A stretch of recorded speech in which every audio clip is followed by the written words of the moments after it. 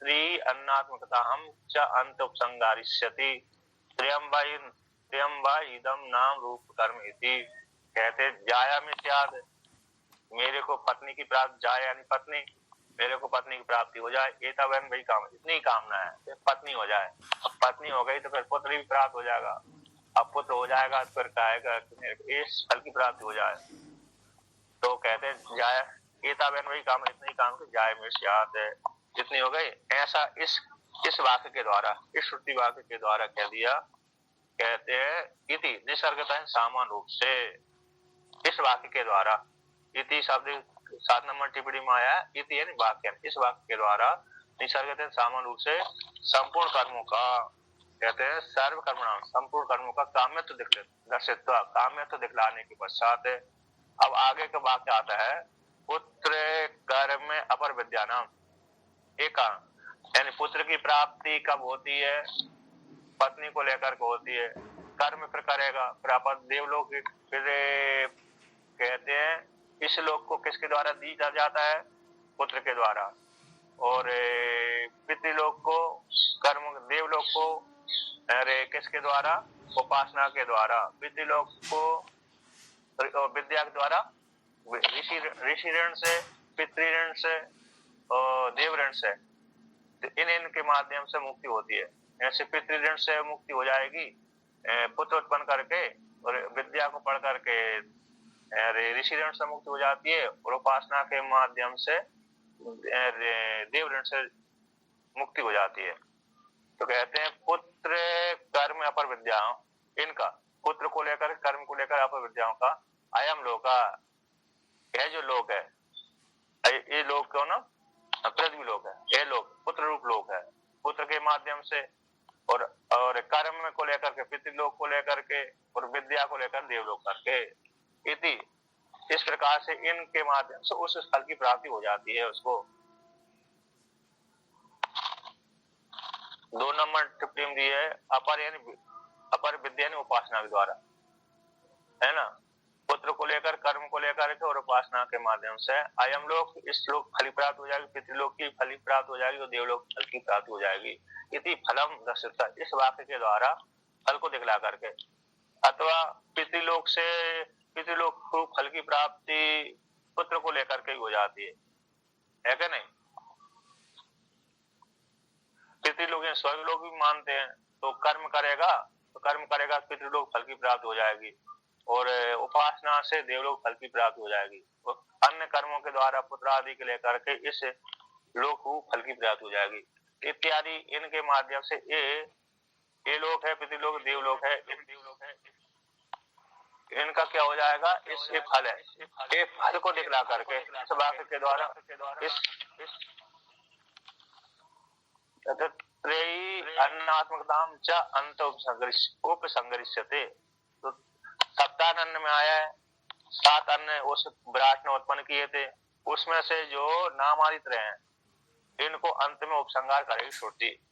त्र्यंबइदम नाम रूप कर्म, ये 3 ही है, नाम रूप और कर्म, ये 3 ही है। इस श्रुति वाक्य के द्वारा अंत में श्रुति कैसे उपसंहार करेगी, यही लोक है। अयम लोक कैसा है, नाम है, रूप है, कर्म है। तो कहते हैं सर्व कर्मणाम फलम व्याकृत संसार है, जितना भी कर्म है, काम में कर्म है ना, काम में वाले कर्मों का फल कैसा, व्याकृत संसार ही है। इस प्रकार से वर्णन कर दिया। अतः जो भी कर्म करते हैं उस कर्मों से क्या हो जाएगा, संसार रूप फल की प्राप्ति हो जाएगी।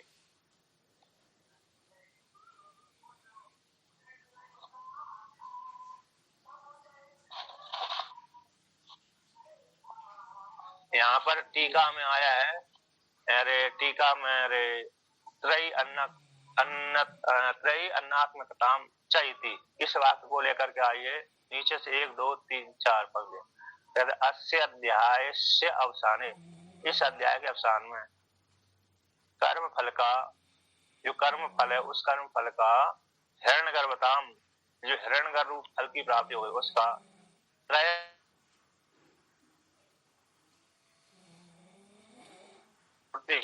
उपसंहार करेगी। तो इन कर्मों का फल कौन सा है, ये हिरण्यगर्भ फल की प्राप्ति संसारी है, इस प्रकार से उपसंहार करेगी श्रुति। और जो वो कैसे व्याकृत संसारी है।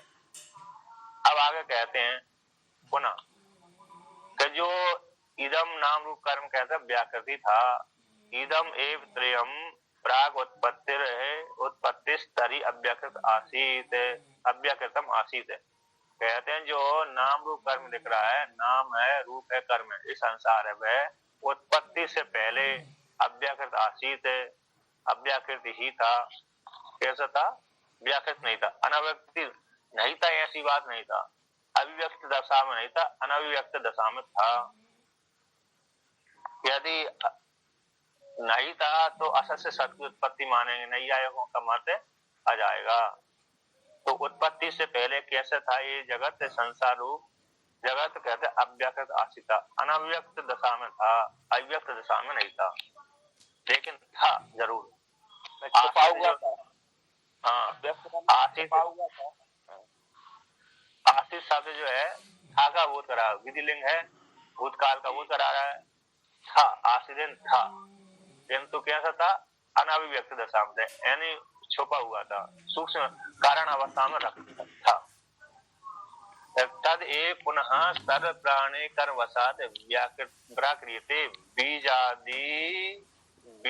ही वृक्ष। वह जो अव्याकृत जगत था वह पुनः संपूर्ण प्राणियों के कर्म के वसात से व्याक्रियते परमात्मा ईश्वर ने उसका व्याकरण कर दिया। जैसे वृक्ष में बीज अव्याकृत अवस्था में पड़ा हुआ है ना। विशाल बट का वृक्ष है, वह उस एक छोटे से बट धाना के बीज में छुपा हुआ है। उस काल में कैसा था? विशाल वृक्ष अव्याकृत अवस्था में था, नहीं था ऐसी बात नहीं है। अतः उस काल में भी वह बीज में वृक्ष छुपा हुआ था, अव्याकृत अवस्था में था। भाई जब उसको अंकुरित हो गया, अंकुरित होते ही बीज तो विशाल वृक्ष के रूप में परिणत हो गया। तो जिस प्रकार से बीज में वृक्ष है, उसी प्रकार से संपूर्ण प्राणियों के कर्म के वसात से यह जो नाम रूप जो कर्म है, संसार है, वह अव्याकृत था। अब उसी ईश्वर ने उसी अव्याकृत जगत को व्याकृत कर दिया। अब उसी को आगे कहते हैं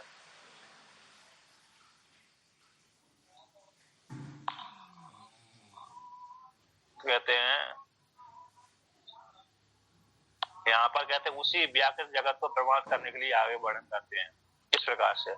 सो अयम व्याकृत अव्याकृत रूप संसारो अविद्या विषय क्रिया कारक के फल आत्मतया आत्मरूपत्वेन अध्यारोपितो अविद्या एव मूर्त अमूर्त तद वासनात्मको अतो विलक्षण हो अनाम रूप कर्मात्मको अद्यो नित्य शुद्ध बुद्ध मुक्त स्वभावों की क्रिया कारक फल भेदादि विपर्यण अवभासते। कहते हैं जो जगत था अव्याकृत था और फिर वही व्याकृत हो गया। स्वयं वो जगत है, व्याकृत अव्याकृत है, व्याकृत हो गया दिखने वाला नाम रूप कर्म और न दिखने वाला हो गया अव्याकृत, छुपा हुआ है, अदृश्य सूक्ष्म रूप से है।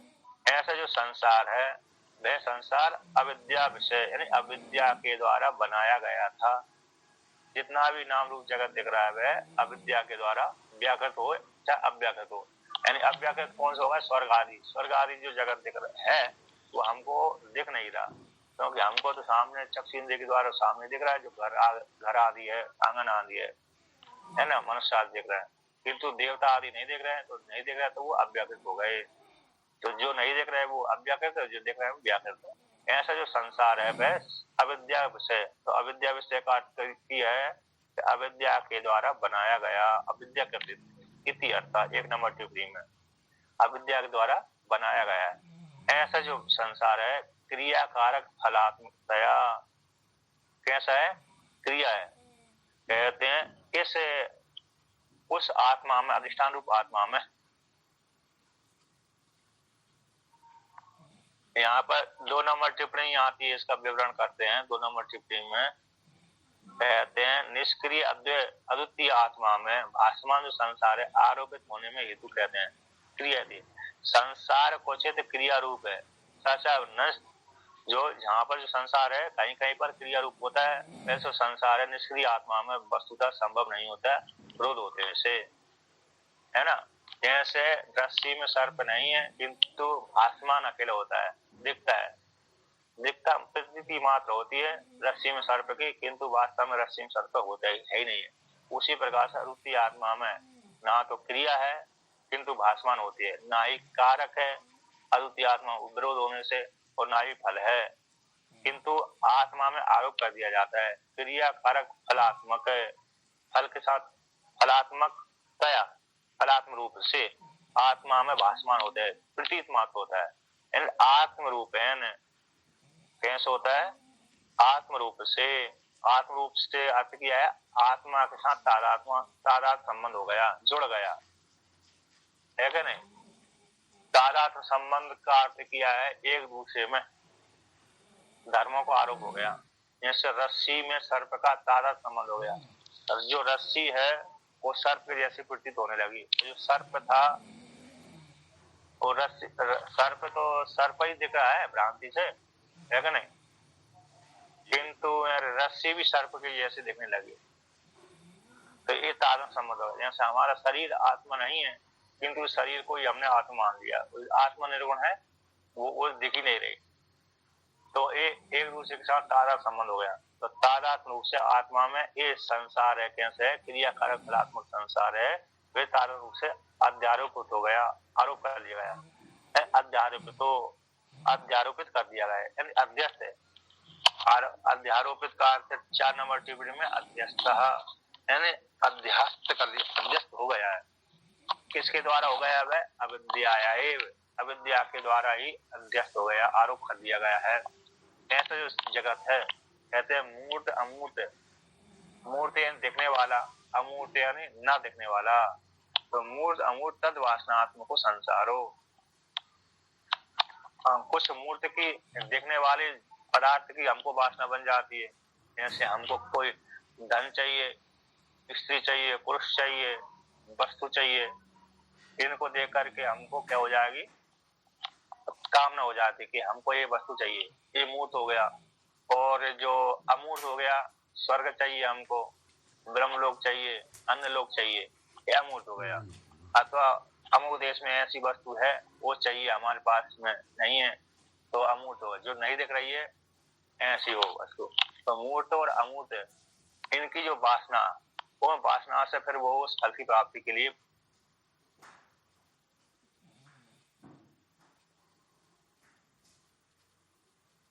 किया गया। अतः इसी हेतु से ये संसार कैसे मूर्तात्मक उसकी वासना के द्वारा अविद्यामयी है, ऐसा संसार है। उस संसार से विलक्षण कहते अतो विलक्षणो, किससे? संसार से विलक्षण से, संसार से विलक्षण। 6 नंबर टिप्पणी दिया है उक्त संसार से, और 5 नंबर टिप्पणी दिया है मूर्तामूर्त को लेकर के स्थूल सूक्ष्म तथा संस्कारात्मक जगत है, स्थूल जगत और सूक्ष्म जगत, उसका संसारात्मक जो संसार है कैसे अविद्या के द्वारा ही आरोपित है। इससे भिन्न, संसार से भिन्न, विलक्षण, अनाम रूपात्मको अक्षय, जो नाम नहीं है जिस परमात्मा का, आत्मा का रूप नहीं है, कर्म आदि नहीं है, नाम भी उसमें नहीं है, रूप भी उसमें नहीं है, कर्म भी नहीं है, ऐसा जो अद्वितीय आत्मा है, अद्वय है, वो कैसा है? नित्य शुद्ध बुद्ध मुक्त स्वभावों की, है ना। परमात्मा आत्मा नित्य है, शुद्ध बुद्ध मुक्त स्वभाव वाला है। इस प्रकार से तो कहते हैं ऐसा जो आत्मा है वह उसमें आत्मा में ऐसा स्वभाव वाला होता हुआ भी क्रिया कारक फल भेदादि विपर्यण, कहते हैं क्रिया कारक फल भेदादि के विपर्य के द्वारा, विपर्य के द्वारा मतलब तद रूप विपर्यण के द्वारा, यानी अविद्या के द्वारा विपरीत भावना हो गई। जैसे शरीर को या तो मान लिया, अविद्या को लेकर के कैसे हो गई? क्रिया कारक फल भेद आदि के विपर्य से अविद्या बैठ गई है, अविद्या के माध्यम से आत्मा में ये आरोपित कर दिया गया। तो इस ऐसे स्वभाव वाली आत्मा होती हुई तो क्रिया कारक फल भेद आदि के विपर्य से उस आत्मा में ये भाषित होता है। अतः मेरा ही संसार है, इस प्रकार से प्रतीत हो जाता है क्या नहीं? ये अविद्या को लेकर के अब आगे वर्णन करते हैं। संसार विद्या रूप है, व्यक्त व्यक्त होता रहता है। जैसे रस्सी में सर्प का भ्रम हो गया तो व्यक्त दिखने लगा सर्प, ज्ञान होने पर वो अव्यक्त हो जाएगा। सही सही।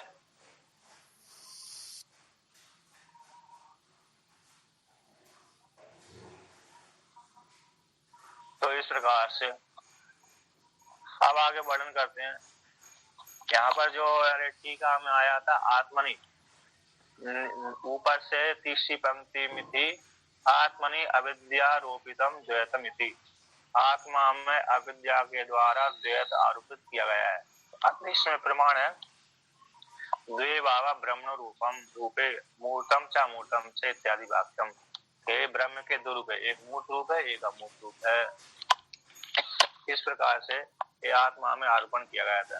तो अविद्या को लेकर के ये क्रिया कारक फल भेद आदि की विपर्य न हो तो फिर आत्मा में कैसी शुद्ध बुद्ध मुक्त स्वभाव वाली दिखेगी।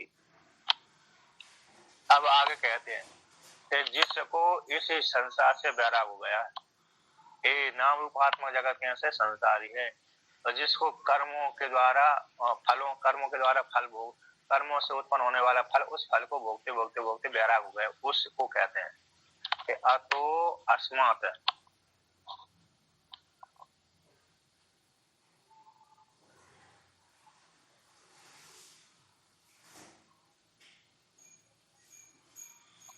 यहाँ पर टीकाकार कहते हैं नीचे से तीसरी पंक्ति, कहते आत्मा में अध्यास सादृश आदि का अभाव होने पर, आत्मा में अध्यास सादृश आदि के अभाव हो जाने पर, जैसे नवसी आकाश में मलिनत्वादि बद अध्यास रहेगा, तो जैसे ऐसे यदि अध्यास का देखें तो आकाश में कैसे हो जाता है, मलिनता प्रतीत हो जाती है। यदि अध्यास हटा दिया तो आकाश कैसे निर्मल दिखाई देता है। उसी प्रकार से कहते हैं आत्मा में अध्यास के सादृश्य आदि भाव होने पर तो यानी इस प्रकार से देखेंगे, और सादृश्य आदि नहीं है तो फिर स्वच्छ दिखेगा, है क्या नहीं। ऐसे आकाश में सादृश्यता नहीं है, नीलता आदि नहीं देख रहे तो आकाश स्वच्छ दिखेगा, यदि सादृश्य आदि नहीं है तो फिर स्वच्छ दिखेगा। उसी प्रकार से आत्मा में अध्यास सादृश्य आदि के अभाव हो जाने पर कहते अनुभूति आत्मा भी अनुभव की जाती है। अतः इसी हेतु से जैसे सादृश्य के रस्सी पड़ी है तो सादृश्य आदि जो टेढ़ी मेढ़ी ना पड़ी हो भ्रांति वाली, तो रस्सी सर्प नहीं दिखता, है कि नहीं। रस्सी दिखेगी, जब सादृश्य का अभाव हो जाता है तो शुद्ध वस्तु दिख जाती है, और सादृश्य बना रहता है तो कैसी भ्रांति को लेकर के तो फिर सादृश्य को लेकर के उसमें आरोप कर दिया जाता है। तो इस प्रकार से उसी प्रकार से कहते अतः विलास अविद्या निवर्तक ब्रह्म, विलास के सहित कारण के सहित अविद्या का निवर्तक जो ब्रह्म विद्या है, उस ब्रह्म विद्या के लिए ब्रह्म विद्या के रूप से उपनिषद आरंभ हो जाता है। इसको लेकर श्रृंगार करते हैं, ठीक है ना। अर्थात जो क्रियाकारक अविद्या आदि को लेकर के संसार बना है और उस संसार कैसे अनर्थ का हेतु है, अब उस अनर्थ के हेतु संसार को निवृत्त करने के लिए, अविद्या को निवृत्त करने के लिए, हटाने के लिए ब्रह्म विद्या का आरंभ किया जाता है। तो ब्रह्म विद्या के माध्यम से अविद्या निवृत्त हो जाती है, तो उसी के लिए यहाँ पर उपनिषद आरंभ किया जा रहा है कि उपनिषद ब्रह्म विद्या ही है, क्योंकि वो ब्रह्म विद्या के इस उपनिषद में प्रतिपादन किया गया है। कहते अतो अस्मात् क्रियाकारक फल भेदात, फल भेद स्वरूपाद एतावद इदम इति साध्य साधन रूपाद वृत्तस्य कामादि दोष कर्म बीज भूत अविद्या निवृत्तये रज्ज्वाम एव सर्व विज्ञान अपनाए ब्रह्म विद्या आरभ्यते।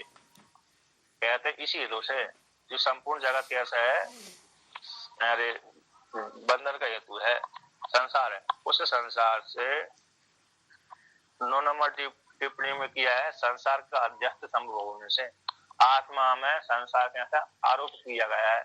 इसी हेतु से अस्मात् संसार से क्रियाकारक फल भेद रूपाद, जो संसार कैसा है क्रियाकारक फल भेद वाला है ना, क्रिया है कारक है फल भेद वाला संसार से एतावद इतना ही। क्रियाकारक फल भेद वाला, इसको थोड़ा और समझा दीजिए सबके लिए। क्रिया कारक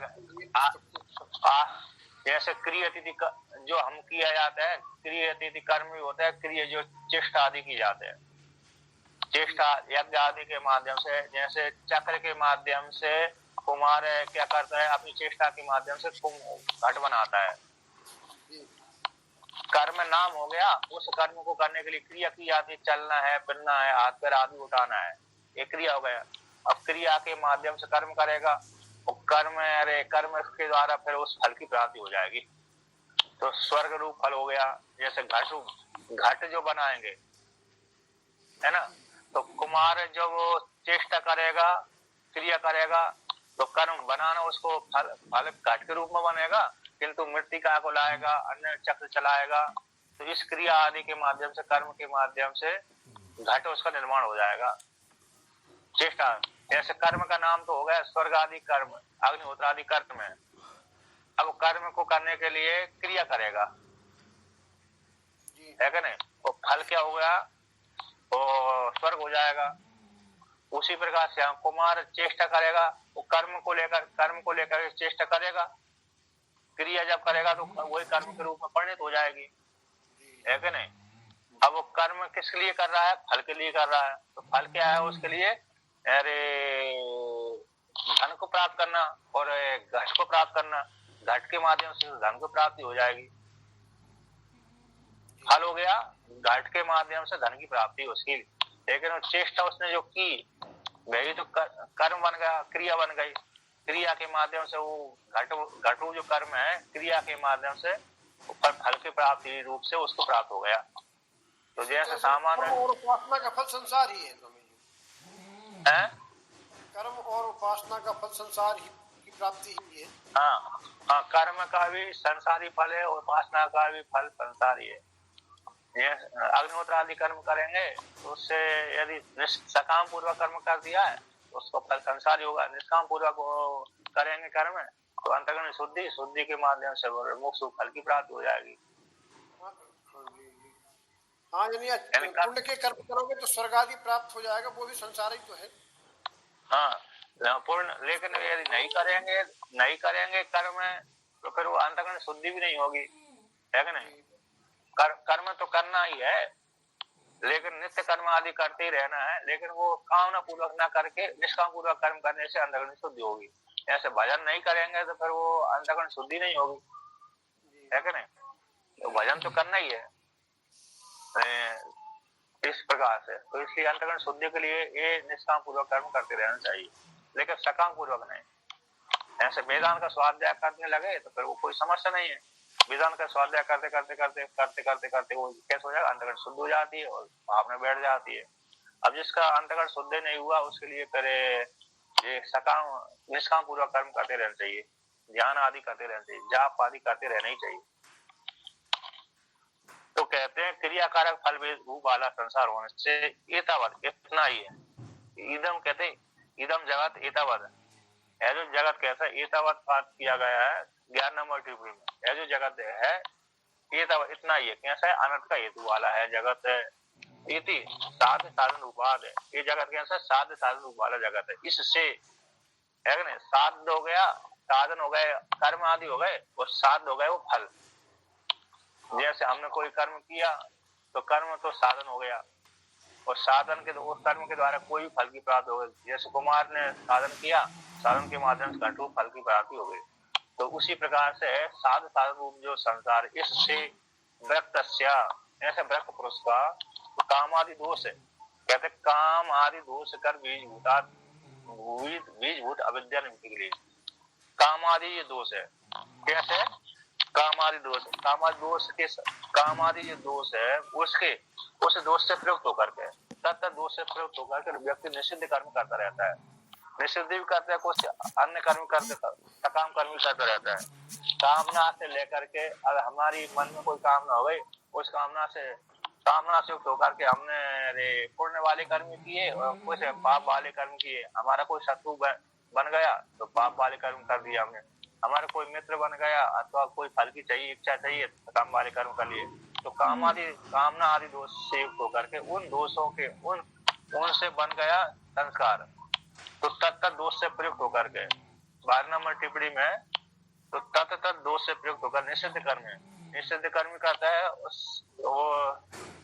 वेद प्रयुक्त कर्म करता है, दोनों प्रकार के कर्म करते हैं। ऐसे कर्मों के बीजभूत है, कर्मों के बीजभूत कौन है? वो अविद्या है। उस अविद्या की निवृत्ति के लिए, अविद्या की निवृत्ति के लिए ब्रह्म विद्या आरंभित है, ब्रह्म विद्या का आरंभ किया जा रहा है। जैसे उदाहरण दिया जाता है, रज्ज्वाम ही सर्प विज्ञान है। जैसे रस्सी में भ्रांति को लेकर सर्प की आरोप हो गया, अब सर्प के ज्ञान को हटाने के लिए, सर्प के ज्ञान को अपने या नहीं हटाने के लिए रस्सी को क्या करते हैं? रस्सी को इस प्रकार से वहां पर रस्सी को देखने के लिए पुनः जाते हैं, भ्रांति को निवृत्ति करने के लिए पुनः टॉर्च आदि लेकर जाता है, तो सर्प है कि नहीं है?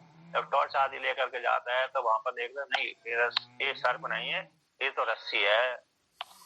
तो जिस प्रकार से रस्सी में सर्प हटाने के लिए इस प्रयत्न किया जाता है ना, भ्रांति के द्वारा सर्प का आरोप हो गया था, उसी प्रकार से भ्रांति के द्वारा अब अविद्या को लेकर के, कामादि दोष को लेकर के जो अविद्या आरोप हो गई आत्मा में, और क्रियाकारक फलात्मक अपने को मान लिया, संसार वाला मान लिया, उसको हटाने के लिए ब्रह्म विद्या आरंभ की जा रही है।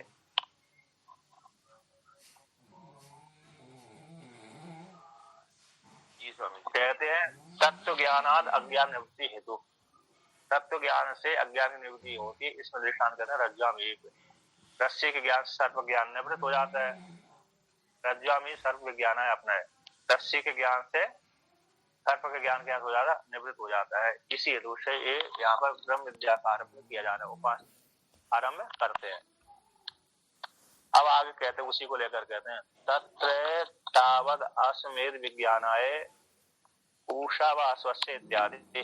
उसी के आरंभ में, आदि में, ब्रह्म विद्या के आदि में दो ब्राह्मणों के द्वारा, कैसे? दो ब्राह्मणों द्वारा तावत अश्वमेध विज्ञान के लिए, अश्वमेध उपासना उच्चते, अश्वमेध उपासना को कहते हैं। अश्वमेध विज्ञान उपासना के लिए उषा व अश्वस्य इत्यादि, उषा यानी व्यय अश्वस्य इत्यादि वाक्य के द्वारा पहले दो ब्राह्मणों के द्वारा उपासना